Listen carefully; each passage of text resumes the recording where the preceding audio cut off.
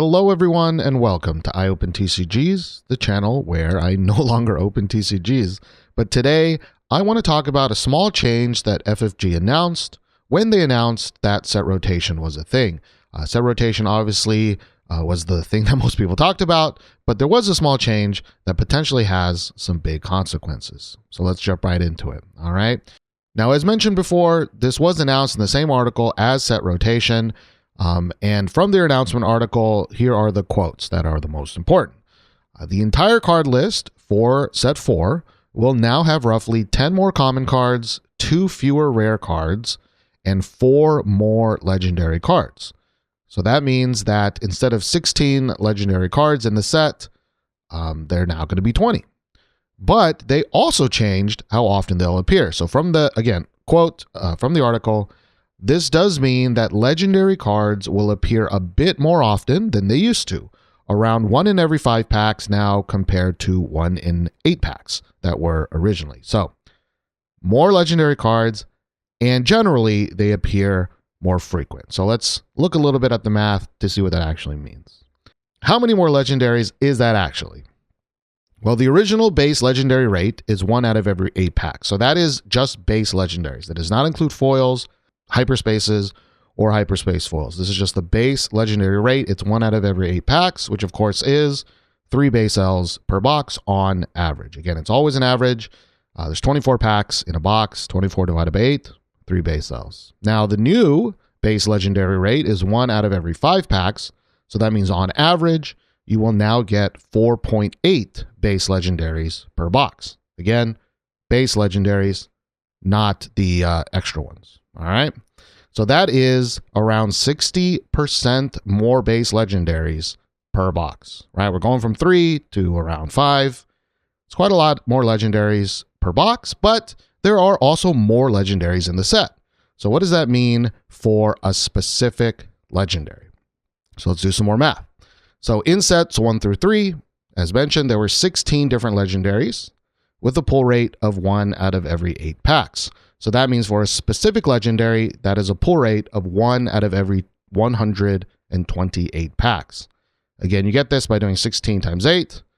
So to get a specific legendary, like you really want a home one, the average pull rate is 1 out of every 128 packs originally, the original one. Now, they changed it, so now there's 20 different legendaries with a pull rate of 1 out of every 5 packs. So that means now each specific legendary has a pull rate of 1 out of 100, right? There's 20 different legendaries, 5 packs, 20 times 5 is 100.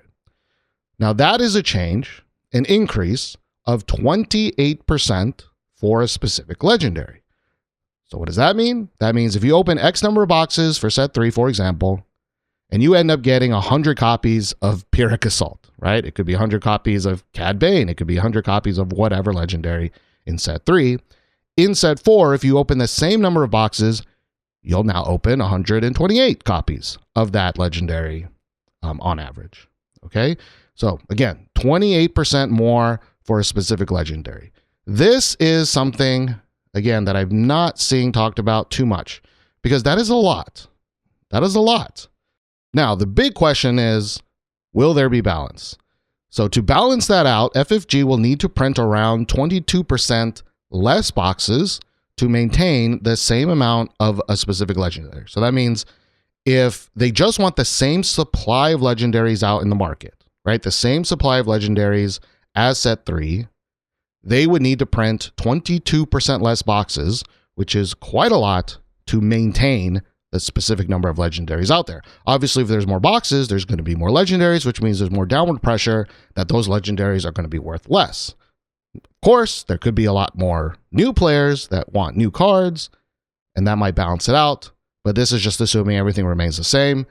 But importantly, if you haven't watched my Carbonite box video, you really should watch that video. But you also have Carbonite boxes coming out at the same time. And Carbonite boxes also have showcases in them, legendaries in them. And they also cause an increase in supply and a downward pressure on legendaries. So you also need to adjust the regular number of boxes coming out to maintain that equilibrium as well. So you need 22 less boxes from this change in legendary rate. you're going to need X% less for carbonite boxes. If you watch that video, you know that I kind of guess what I think the number of carbonite boxes will be, and it's a small guess, right? You're going to need quite a lot of regular boxes out of the supply to match, especially the increased showcase rate that carbonite boxes have. You need less boxes because of the increased legendary hit rate. You're going to need less boxes because carbonite boxes are also coming out. And most importantly, set 3 was already extremely overprinted as well. And you're going to need to adjust the number of boxes for that as well. So that means for set 4, they need to take into account 3 of those things. 2 of them self-inflicted, right? The change in legendary rate is a choice that they're making on their own. A carbonite box is also a choice that they're making on their own. Set 3 being overprinted was their choice, but it's a less their fault because it's hard to judge supply and demand in that sense, which I'll talk about in a second. But all of these decisions also need to have been made when set 2 was released, because there is a significant lag in needing to print the boxes and ship them out, right? So set 3's overprinting decision was made when set 1 was released, which makes sense because we thought, or FFG thought, that Star Wars is going to be the next amazing, huge thing. We need to print a lot of boxes for set 3. Turns out, way more supply than actual demand. And so now there's this big lag where they don't know how set 3 has done when they made the decision to print those boxes. So the big question is, will the supply be fixed for set 4? Well, if you believe in FFG, then hopefully yes. There's a lot of people in my comments, a lot of people on Discord and Facebook, and it all comes down to belief. Do you believe FFG is going to make the correct decision every time? I don't know. Obviously, I'm more of a pessimist. I have played FFG games for decades, been interested in them, watched them die, and now with the added pressure of Asmodee, massive amounts of debt that Asmodee has, but for facts, there are signs. All right. So keep in mind that FFG messed up the supply of set 1. Now, is that one their fault? Probably the least fault that they can have. They just did not know how big the game was going to be, so they underprinted. That's fine. Now, did they have a safety net built in? No, it took them a long time to reprint more of set 1, but in this case, this is not really their fault. They made a hot game. It was hot. Now, they also messed up the supply and distribution of set 2. A lot of people don't remember this. Maybe they're new. But when set 2 was released, a lot of stores got heavily allocated, which makes sense because there was a lot of hype from set 1.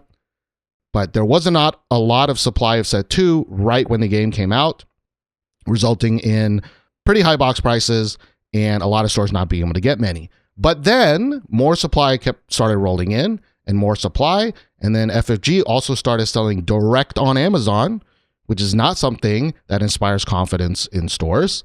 And in the end, as you can see right now, if you go to TCG Player, there is still an oversupply of set 2. So again, they messed up supply of set 1, not really their fault. They messed up supply of set 2 and distribution, kind of their fault.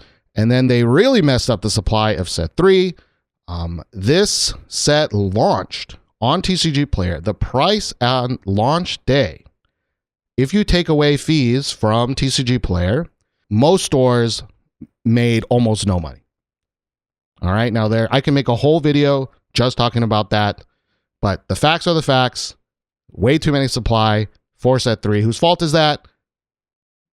I know whose fault that is. A lot of people blame stores, but they messed that up. So, in addition to that, they are self-doing 2 new things that require substantial adjustments in supply, right? Increased legendary hit rate and carbonite boxes. I personally do not have high hopes that set 4 box prices will be much better. Now, I do have a PSA. If you're brand new to the game, maybe you didn't make it this far, but you can easily find Jump to Lightspeed boxes online, regular boxes, from reputable sources for $85 a box or $450 per case. It's very, very easy right now to find boxes from $85 or less. But I just want to say, please, if you're a new player, do not buy on TCG Player. Right now, the prices on TCG Player are not that crazy. I mean, they're $104 or $102 at the time of this recording, but there were a couple of people that bought boxes at $150, $130, $120, all right? And when this game launches and boxes are potentially $75, $80, that really sucks. Now, I know these new players could have done some more research. I get it, but this is kind of the power of TCG Player. Now, were there a lot of boxes sold? No, I think it's only like 60 something, but just please, if you are brand new, don't pre-order Star Wars boxes for that much money right now. Okay? Don't do it. Now back to the video. Why do box prices even matter? Because I know there's some people who says, I don't care. I just want to play the game. Why do box prices matter? Again, this could fit in its own entire video, but in a nutshell, TCGs require players, collectors, and stores to be happy to function properly and grow. If you are a hardcore player and you just want the cheapest card possible and you just want to play the game, maybe you think none of this matters to you, but you should want the game to grow, all right? There's a lot of people that I see on the internet and they want this game to be effectively a living card game, right? If you don't know what that is, FFG tried for many years making competitive TCGs, but with no randomized boxes. So if you wanted the cards, you can just buy the cards straight up. They had many games like that.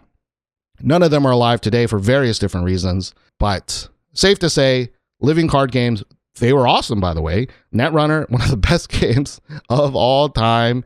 They were awesome games, but they were never mainstream games because, unfortunately, the Gamba is a big part of what makes a TCG game successful. That's just how it is. Now, for a TCG to grow, right? So no matter who you are, you should want this game to grow. The game cannot just be good. I hear that all the time. If the game is good, the game will grow. Maybe the game will be good and the game will grow very slowly and maybe never grow to be that big. That could be true. But if you want it to grow consistently, become one of the top 4 or 5 games in 5-10 years, you need stores to be able to make money with your boxes and be incentivized to run events, right? If your EV is absolutely crushed by the number of legendaries and showcases on the market, there is no incentive to run this game, right? Stores have limited amounts of space, limited amounts of time on their calendar.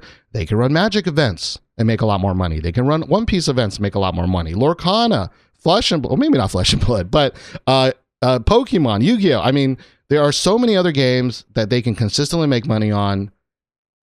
Stores need to be able to make money with boxes to push your game. Next, you also need collectors. You need player collectors to buy non-required cards, right? Non-meta, super competitive cards, so that the EV of the box is not abysmal and the perceived value of the game is good. I made a whole video, not even really talking about rotation, but it really was to counter 3 specific arguments that I keep hearing about rotation. But perceived value of the game is very, very important. If you want new players to come into your game, they want to know that if they spend $200, they feel like those $200 will last them a long time. Lastly, you need players to play the game. This game has that in spades, but if you, again, go to Reddit, go to Facebook, go to Discord, and you just generally ask, how's your local environment doing? Half the people are going to say it's great. Half the people are going to say it's slowly dying. And everybody hopes Set 4 will change that. So, in the end, is Set 4 done? No, it's not done. I mean, we'll know in a couple weeks. But supply is just one factor of a set's success. Now, it is a very, very important part of a set's success, right? Too much supply, just like it is right now, where the EV is crushed. Not many people want to open boxes. There's no real reason for stores to pick up and sell boxes at all. There's rotation hitting the long-term factor of boxes. Like, there's a lot of problems, but supply is just one factor, right? Because maybe supply is adjusted properly, right? Now, there are smart people at FFG. I'm sure people know we need to adjust the number of boxes because we have all of these changes incoming. I'm sure they know that. The question is, will they do it? I don't know. They could, though, and it could match demand. That could be a good sign, right? If the set is powerful and necessary like Set 1, demand could also rise. That would be good to match the supply. If a lot of new players join in, maybe the theme really calls to them. Maybe having Luke and Vader and things like that show up again. Maybe demand could rise. Maybe Carbonite boxes actually bring in new collectors. Demand could rise. Maybe the Galactic Championship will bring in a lot of new competitive players. Demand could rise, right? Supply is not the only thing. You can also increase demand, and FFG is definitely trying that. But everything that I just said there, the opposite could also happen. Maybe the set's not as good as set 1. Maybe it's like set 2 or 3, depending on who you ask people. Maybe it's not a good set. Then demand could go down. Maybe there's not a huge influx of new players because those new players looked at rotation and said, maybe not. Or they looked at the box prices of set 2 and 3, 2/3 of the boxes so far, and being like, oh, this seems kind of bad. Or maybe everyone's obsessed with Pokemon and Magic right now, which they all are. The huge resurgence of Pokemon and Magic is gigantic if you're not paying attention to TCG space right now. So a lot of new players going back to those games. Maybe Carbonite boxes fail. Again, made a whole video about it. There are so many questionable choices in the Carbonite boxes. Maybe they work, maybe they don't, but demand could lower. Or maybe the Galactic Championship doesn't bring in a whole bunch of competitive new players. Maybe the final reward for playing the game is just not very good. I was just watching a Lorcana video, and you can win a $20,000 card for being top 4, right? You can play in the One Piece Championship and get $100,000 worth of cards because that game has a significant number of collectors, right? You can play Flesh and Blood, which is ultra competitive, has a decent prize pool, and get a $10,000 card to sell, right? I don't believe we know exactly what the Galactic Championship will be. We don't obviously know the demand for somebody to buy one of those prize cards either, right? So everything here could also happen, and one could be up, one could be down, one could be up, one could be more down, right? But all I'm saying here is there are big changes, much bigger changes than I think people really are thinking about for set 4. I am extremely worried about the supply for the next set. Does that mean this game is dead? No. Does that mean I want this game dead? No. I just think people should be talking about this and not just praising the game or sticking their head in the sand. All right. I tried to make this one a short one. I don't know if it turned out short. I hope you like the change in background because someone left a YouTube comment that said the white background was just flashbanging their eyeballs. But if not, I'll change that as well. Please leave your comments on what you think. Did you know that they changed the amount of legendaries that you'll get that drastically, right?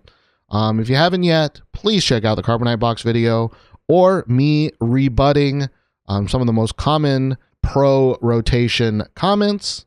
But yeah, I had like 4 or 5 different videos I wanted to make, including a rebuttal to the rotation video. I think this one might be the most important one for set 4's release. All right. I appreciate everybody, and I will see you in the next video. Bye.